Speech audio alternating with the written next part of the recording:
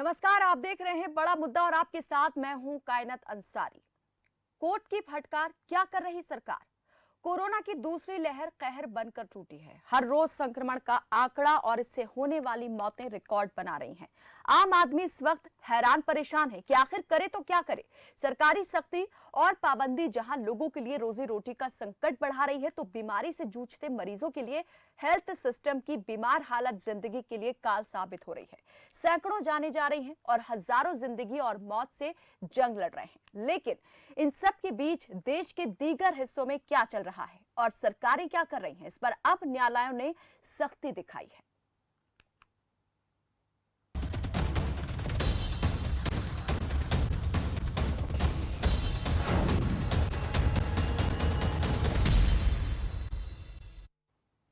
केंद्र से लेकर राज्य सरकारों को इस वक्त कोर्ट फटकार लगा रहे हैं। महामारी के इस वक्त में जिस तरह फैसले लिए गए उन्हें लागू किया गया और जो गैर जिम्मेदाराना रवैया लोकशाही से लेकर नौकरशाही तक ने दिखाया, उस पर कोर्ट स्वतः संज्ञान लेकर अब पूछ रहे हैं कि आखिर हालात इतने ज्यादा खराब क्यों हुए। यूपी पंचायत चुनाव में ड्यूटी पर लगे 135 सरकारी कर्मचारियों की जान चली गई। मामले में इलाहाबाद हाईकोर्ट ने स्वतः संज्ञान लेते हुए राज्य चुनाव आयोग और इसके 27 अधिकारियों से स्पष्टीकरण मांगा है। हाईकोर्ट ने चुनाव आयोग से जवाब मांगा है कि क्यों न उसके खिलाफ कार्रवाई की जाए और आपराधिक अभियोग चलाया जाए। इसके अलावा कोर्ट ने बचे चुनाव और मतगणना में तुरंत कोरोना गाइडलाइंस का पालन सुनिश्चित कराने का आदेश भी दिया है। वहीं आदेश की अवहेलना करने पर चुनाव करवा रहे अधिकारियों पर सख्त कार्रवाई की चेतावनी दी है। संक्रमण से निपटने के लिए सरकारी रवैये की भी हाईकोर्ट ने सख्त आलोचना की। कोर्ट ने कहा कि सरकार का प्लान फेल है। सरकार माई वे या नो वे, मेरा रास्ता या कोई रास्ता नहीं का तरीका छोड़े और लोगों के सुझाव पर भी अमल करे, जिससे लोगों की जान बचाई जा सके। हाईकोर्ट इस मामले की सुनवाई अब 3 मई को करेगा। वहीं मद्रास हाईकोर्ट भी कुछ इसी तरह की सख्ती चुनाव आयोग के प्रति करता नजर आया है। मद्रास हाईकोर्ट के चीफ जस्टिस ने तो यहां तक कह दिया कि कोरोना की दूसरी लहर के लिए चुनाव आयोग जिम्मेदार है। कोर्ट ने आयोग को चेतावनी दी कि 2 मई को काउंटिंग के दिन कोविड प्रोटोकॉल बनाए जाएं और उनका पालन हो। ऐसा नहीं हुआ तो वो काउंटिंग शेड्यूल को रोकने पर मजबूर हो जाएगा। इसके अलावा दिल्ली हाईकोर्ट और सुप्रीम कोर्ट भी केंद्र और दिल्ली सरकार को लगातार फटकार लगा रहे हैं। मंगलवार को हुई सुनवाई के दौरान सुप्रीम कोर्ट ने कहा कि देश संकट के समय में है और ऐसे समय में वो मूक दर्शक नहीं रह सकता।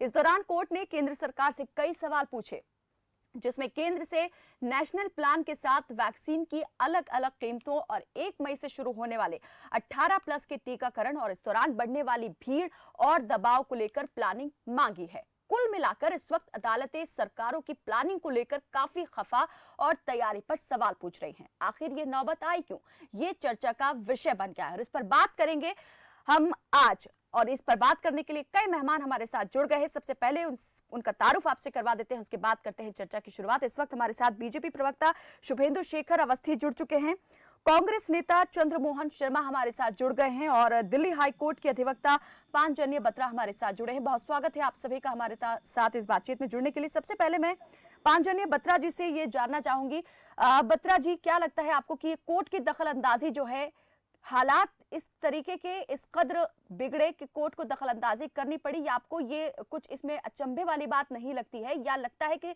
सरकारी तंत्र, लोकतांत्रिक संस्थाएं फेल हो गई इसलिए यहां पर कोर्ट को दखल देना पड़ा? कोर्ट को दखल इसलिए देना पड़ा कि सुओ मोटो नोटिस तो उन्होंने लिया ही, उसके अलावा कोऑर्डिनेशन के लिए कोर्ट ने स्टेप इन किया है।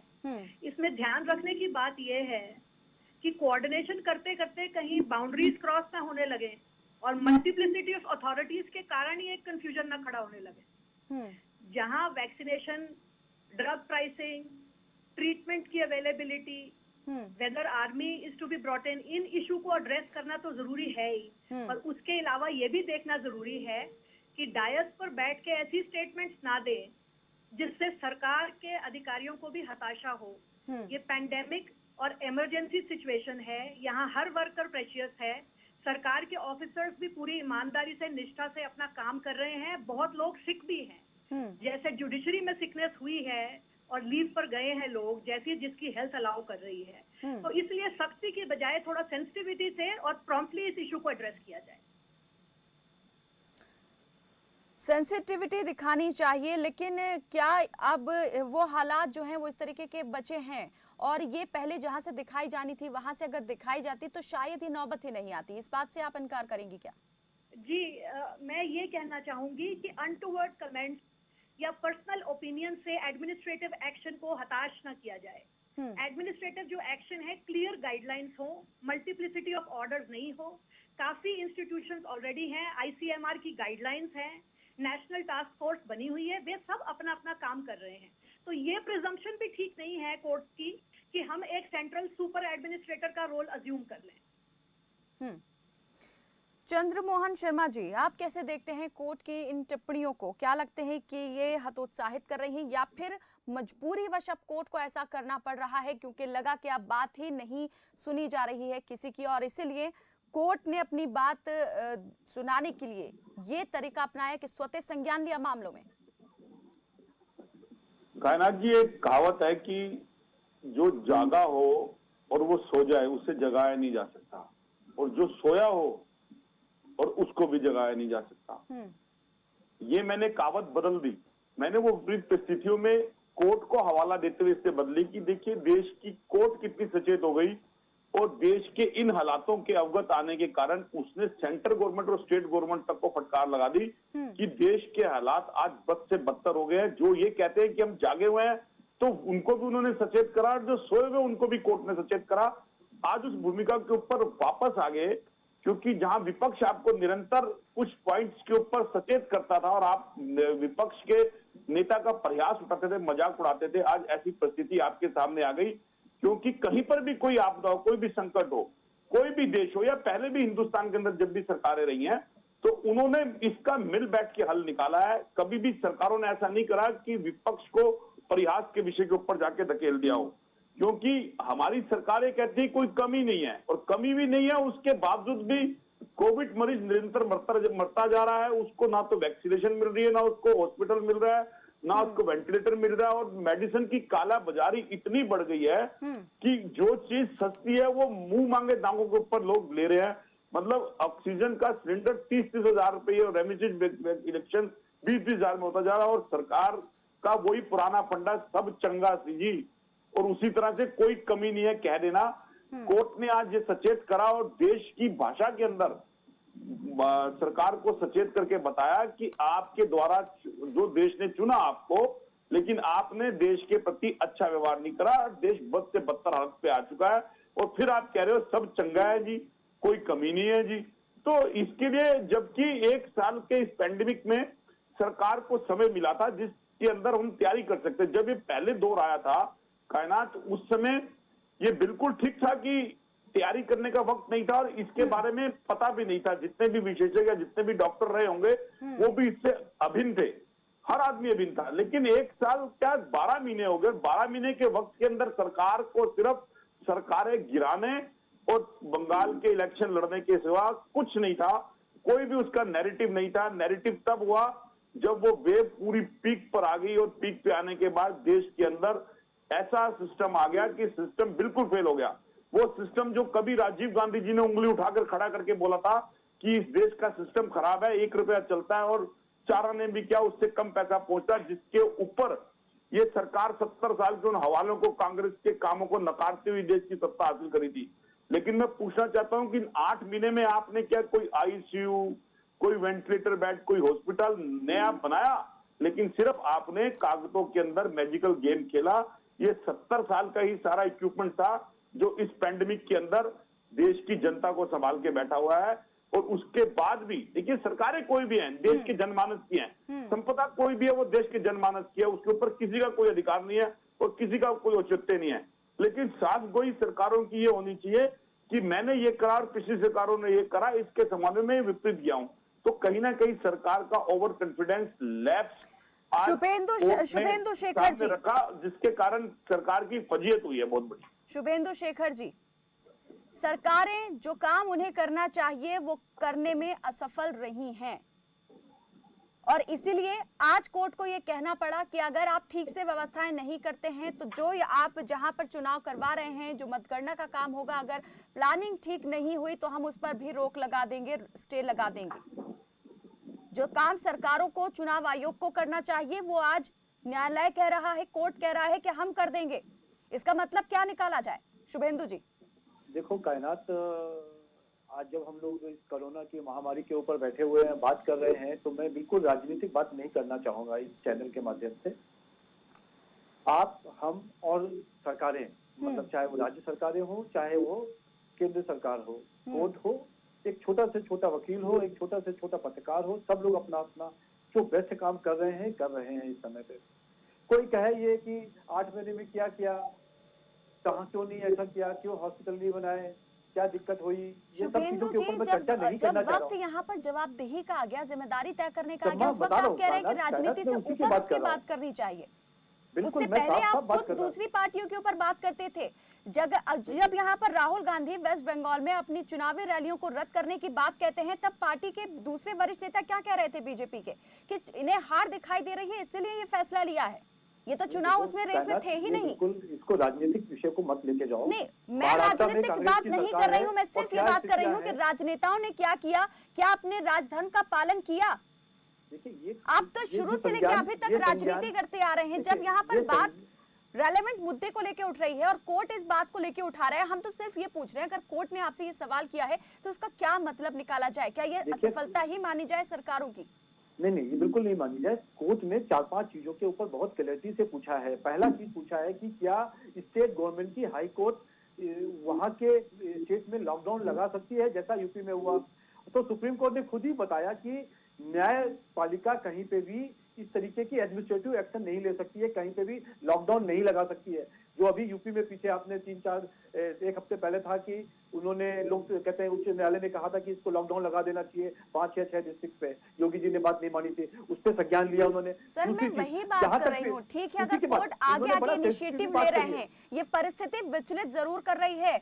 न्यायालय अगर इस तरह के फैसले ले रहा है और उसे लग रहा है कि जो काम सरकारों को, एडमिनिस्ट्रेशन को करना चाहिए वो नहीं कर रहा, शायद अभी तक भी स्थिति से, असलियत से और जो वर्तमान है उससे आंखें मूंद कर बैठे हुए हैं। चंद्रमोहन जी, घर पे नहीं बैठा है, सब लोग आप भले घर पे नहीं बैठे हो, लेकिन हालात बद से बदतर होते जा रहे हैं। हैं। वैश्विक महामारी है। इस जिलों के अंदर लॉकडाउन लगना चाहिए क्योंकि यूपी की हालत बद से बदतर होते जा रहे हैं। लेकिन स्टेट गवर्नमेंट अपनी हठता और अपने आप को ऊपर करने के लिए कोर्ट के आदेश को इंप्लीमेंट करने को तैयार नहीं है।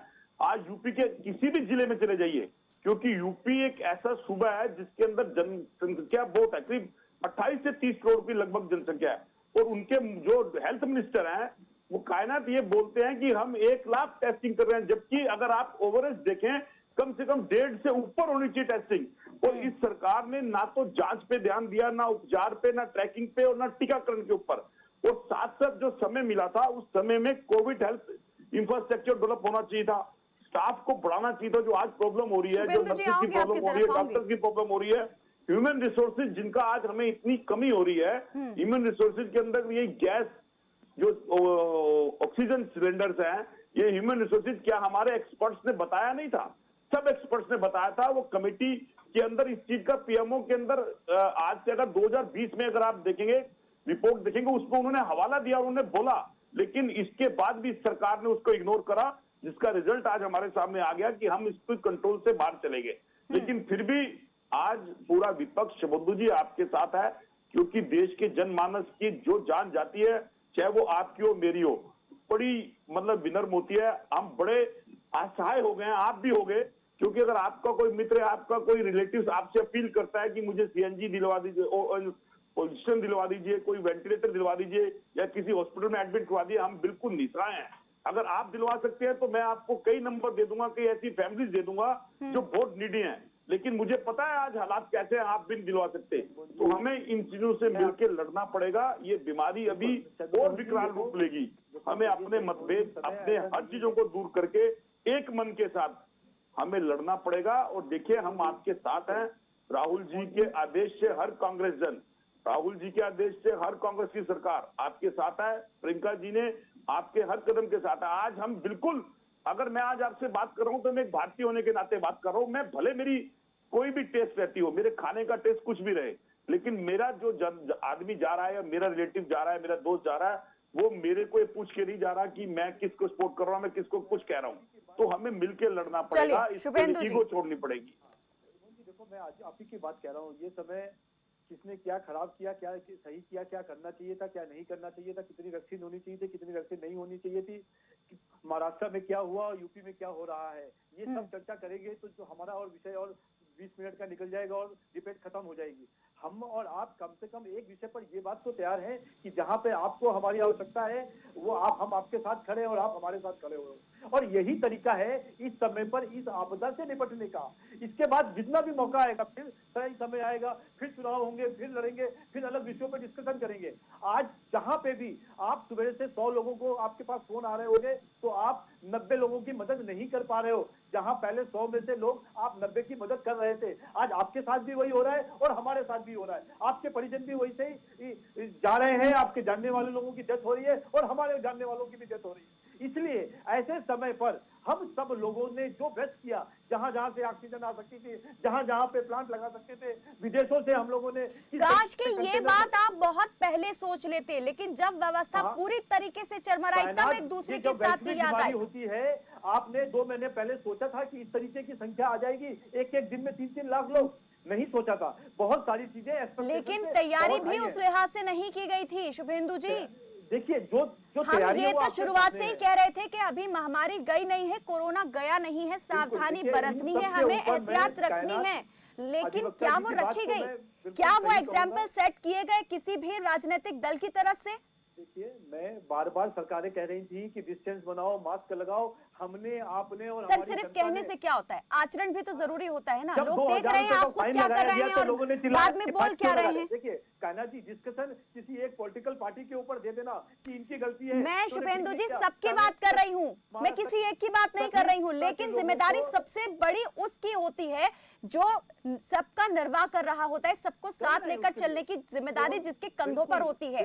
बिल्कुल, जो फैमिली का बड़ा होता है, तो इस वक्त देश का बड़ा कौन है? किसे ये सब कुछ पहले देखना समझना चाहिए था। देखिए, जो चीजें एक्सपेक्टेशन से ज्यादा हुई हैं, आपको भी मालूम है, आपको नहीं मालूम था कि इस तरीके से लोगों बीमार पड़ेंगे, इतनी ऑक्सीजन की रिक्वायरमेंट आएगी। आज तक पिछले कई कंट्रीज की रिक्वायरमेंट नहीं है जितनी ऑक्सीजन की हमारी कंट्री की रिक्वायरमेंट है, फिर भी हम लोग पूरा कर रहे हैं। शुभेंदु जी, मैं मानती हूँ ठीक है बहुत तेजी के साथ संक्रमण बढ़ा है, लेकिन इससे पहले जो टीका टिप्पणी होती रही उसको भी मजाक में उड़ा दिया गया, खिल्ली उड़ाई गई और कोई ध्यान नहीं दिया गया। हम सिर्फ ये बात कर रहे हैं कि अगर वक्त रहते पहले भी चीजें संभाल ली जाएं, सुधार ली जाएं, तो क्या गलत बात है?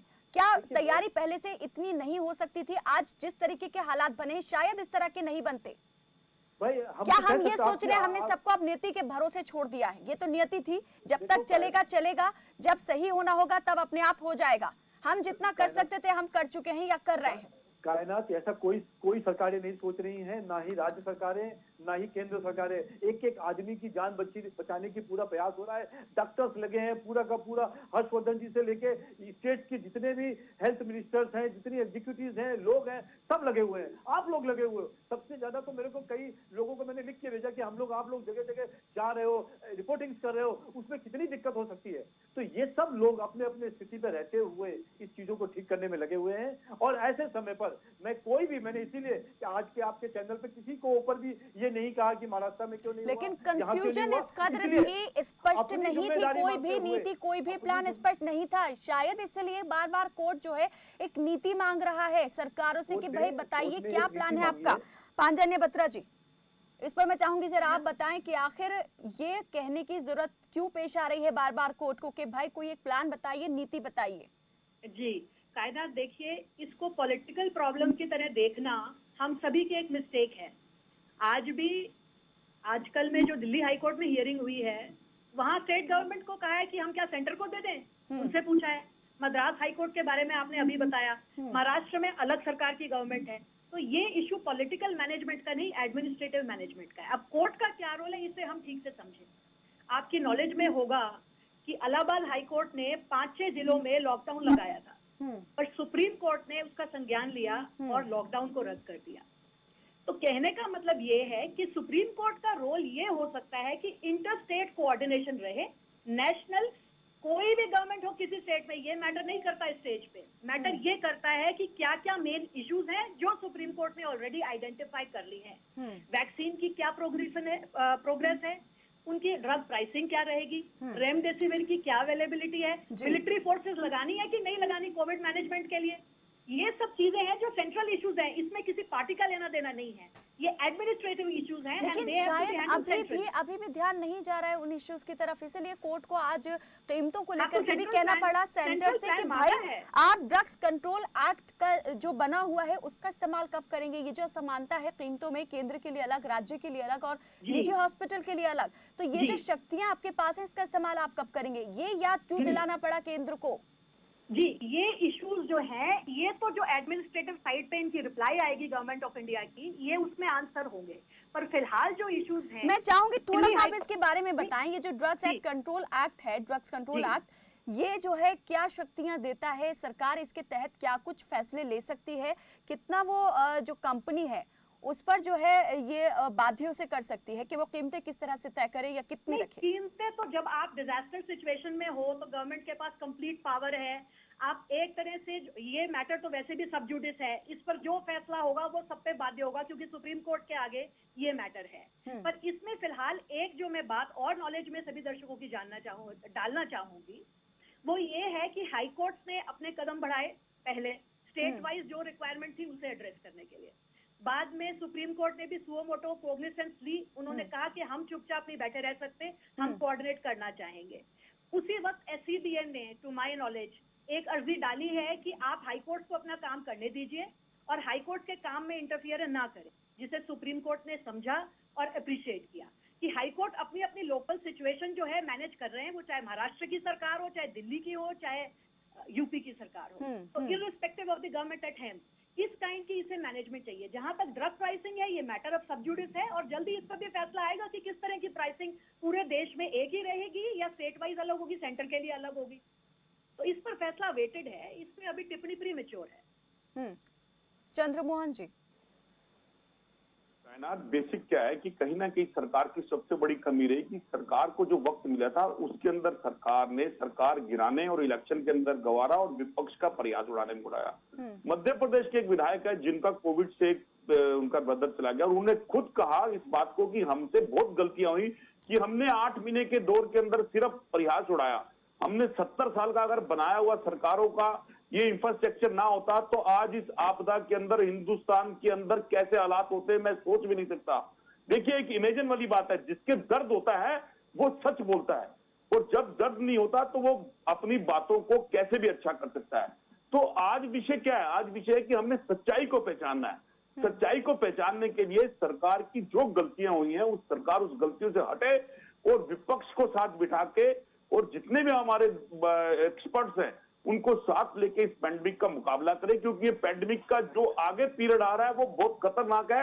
आने वाले जो 10-15 दिन है, देखिए वो इतने खराब है, जो एक्सपर्ट बता रहे हैं कि उसके अंदर क्या होना है किसी को नहीं पता, मतलब परमात्मा को पता है। तो इसके लिए सरकार अब अपनी हट्टा छोड़े, इसी की चिंता कोर्ट ने करी है। कोर्ट ने इसी हट्टा के ऊपर समान प्लान तैयार हो रहा है कि कैसे सबको इसमें आगे बढ़ना है। एक जैसी चीजें होनी चाहिए हर जगह पर, नियम सभी के लिए एक जैसा होना चाहिए, सभी उसको एक ही तरह से फॉलो करें।